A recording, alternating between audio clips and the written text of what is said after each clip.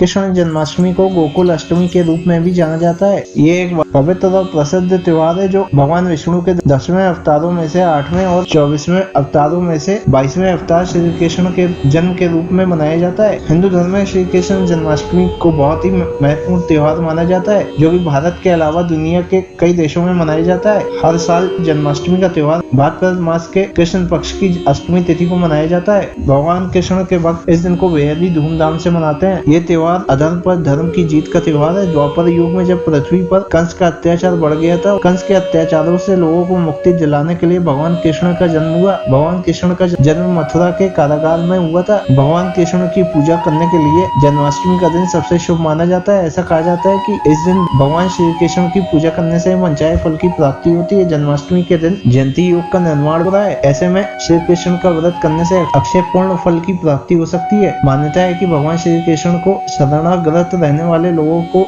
मृत्यु लोक में स्वर्ग समान सुखों की प्राप्ति होती है। ऐसे में आपको कृष्ण जन्माष्टमी की तिथि, पूजा विधि, शुभ मुहूर्त, पूजन सामग्री, पूजा विधि, विशेष अनुष्ठान के बारे में बताते हैं। साल 2024 में कृष्ण जन्माष्टमी 26 अगस्त सोमवार के दिन मनाई जाएगी। पंचांग के अनुसार अष्टमी तिथि 26 अगस्त को सुबह 3:39 से शुरू होगी और 27 अगस्त को सुबह 2:19 पर समाप्त होगी। रोहिणी नक्षत्र 26 अगस्त को दोपहर 3:54 से 27 अगस्त की शाम 3:39 तक मान्य रहेगा। जन्माष्टमी के दिन यानी 26 अगस्त को कई शुभ योग के साथ ही जयंती योग का भी निर्माण हो रहा है। ज्योतिष शास्त्र के अनुसार द्वापर युग में जैसा योग श्री कृष्ण जन्म के समय बना था, वैसे ही योग इस साल जन्माष्टमी पर भी बन रहा है। ज्योतिष में इसे जयंती योग कहा गया है। धार्मिक मान्यताओं के अनुसार द्वापर युग में श्री कृष्ण के जन्म भाद्रपद अष्टमी रोहिणी नक्षत्र में हुआ था। चंद्रमा वृषभ राशि में थे। इस साल भी जन्माष्टमी पर चंद्रमा वृषभ राशि में रहेंगे। वहीं रोहिणी नक्षत्र 26 अगस्त दोपहर 3:55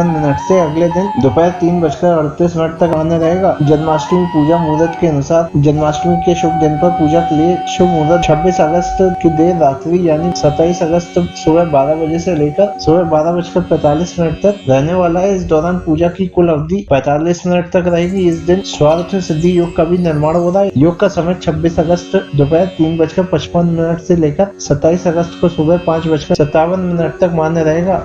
जन्माष्टमी के दिन श्री कृष्ण की पूजन सामग्री में कई शुभ वस्तुओं का समावेश किया जाता है जो उनकी कृपा और आशीर्वाद प्राप्त करने में सहायक होती हैं। पूजन सामग्री में धूपबत्ती, अगरबत्ती, कपूर, केसर, चंदन, यज्ञोपवीत, कुमकुम, अक्षत, अबीर, गुलाल, अबरक, हल्दी, आभूषण, रुई, रोली जैसी सामग्रियों का प्रयोग किया जाता है। इसके अलावा पंचमेवा, गंगा जल, शहद, शक्कर, तुलसी दल, शुद्ध घी, दही, दूध, ऋतुफल, नैवेद्य या मिष्ठान, छोटी इलायची, लौंग, मौली और इत्र की शीशी, चाहे तो लाल कपड़ा, पंचरत्न, दीपक के लिए तेल और बंधनवाद भी इसमें शामिल कर सकते हैं। इन सभी वस्तुओं का समावेश भगवान कृष्ण की पूजा को और भी अधिक शुभ और सार्थक बनाता है। जन्माष्टमी पर बाल कृष्ण को स्थापित करें। कृष्ण की स्थापना अपनी इच्छा अनुसार किसी भी रूप में कर सकते हैं। इसके अतिरिक्त घर के मंदिर में सर्वप्रथम कृष्ण जी या ठाकुर जी की मूर्ति को गंगा जल से स्नान कराएं। इसके पश्चात दूध, दही, घी, चीनी, शहद, केसर, चंदन, ऋतुफल से निर्मित पंचामृत से मूर्ति का स्नान करें। शुद्ध जल से स्नान करें। शास्त्रों में लिखा है कि शंख से स्नान करना उत्तम होता है। बाल गोपाल की मूर्ति को नए कपड़े, पीले रंग के कपड़े पहने और श्री कृष्ण के झूले को फूलों से सजाया जाना चाहिए। इसके अतिरिक्त पारिजात और वैजयंती के पुष्पों से सजा सकते हैं। श्री कृष्ण के जन्म के बाद श्री कृष्ण के 56 भोग के लिए पंचामृत बनाकर उसमें तुलसी दल, मेवा, माखन और मिश्री डाल दें। पंजीरी बनाकर 56 भोग लगा सकते हैं। श्री कृष्ण का जन्म उत्सव मध्यरात्रि में मनाया जाता है। भक्तों को पूरी रात जागकर बितानी चाहिए और भजन कीर्तन करना चाहिए।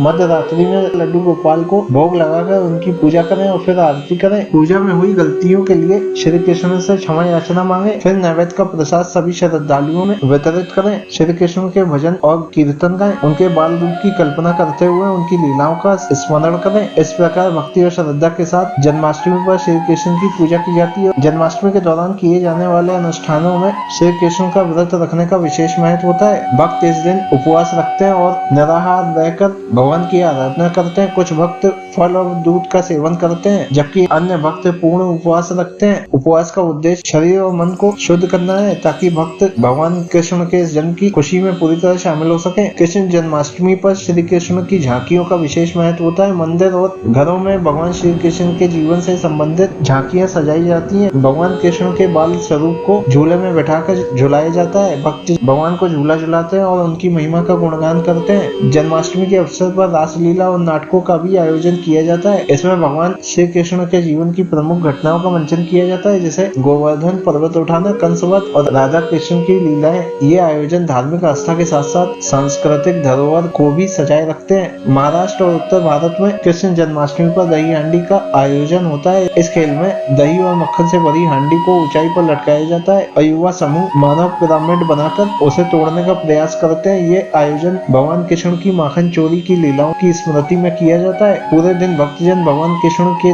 भजन और कीर्तन करते हैं। ये भजन कीर्तन भगवान के प्रति भक्तों की असीम श्रद्धा और प्रेम का प्रतीक होते हैं। मंदिर में विशेष भजन संध्या का आयोजन किया जाता है और जहाँ भक्त भगवान के नाम का गुणगान करते हैं। कृष्ण जन्माष्टमी के ये अनुष्ठान भगवान कृष्ण के प्रति भक्तों की अटूट श्रद्धा और प्रेम को प्रकट करते हैं। ये पर्व न केवल धार्मिक दृष्टि से महत्वपूर्ण है, बल्कि ये सामाजिक और सांस्कृतिक एकता का भी प्रतीक है। देश भर में कई लोग मथुरा की जन्माष्टमी के अनुसार ही व्रत रखते हैं और कन्हैया का जन्मदिन मनाते हैं। इस बार मथुरा और वृंदावन में 2 दिनों तक जन्माष्टमी का उत्सव मनाया जाता है। ऐसे में लोगों के मन में सवाल उठा है कि आखिर श्री कृष्ण जन्माष्टमी का पर्व कब मनाया जाएगा। मथुरा के श्री कृष्ण जन्म स्थान सहित सभी प्रमुख मंदिरों में जन्माष्टमी का पर्व 26 अगस्त की मध्यरात्रि को मनाया जाएगा। वहीं वृंदावन के ठाकुर बांके बिहारी मंदिर में जन्माष्टमी 27 अगस्त की रात्रि मनाई जाएगी। इस तरह श्री कृष्ण जन्माष्टमी 2 दिनों तक चलेगा। जन्माष्टमी त्योहार से 10 दिन पहले मथुरा और वृंदावन में विभिन्न धार्मिक और सांस्कृतिक कार्यक्रम के साथ जन्माष्टमी उत्सव की शुरुआत होती है, जिसमें व्याख्यान, रासलीला, भजन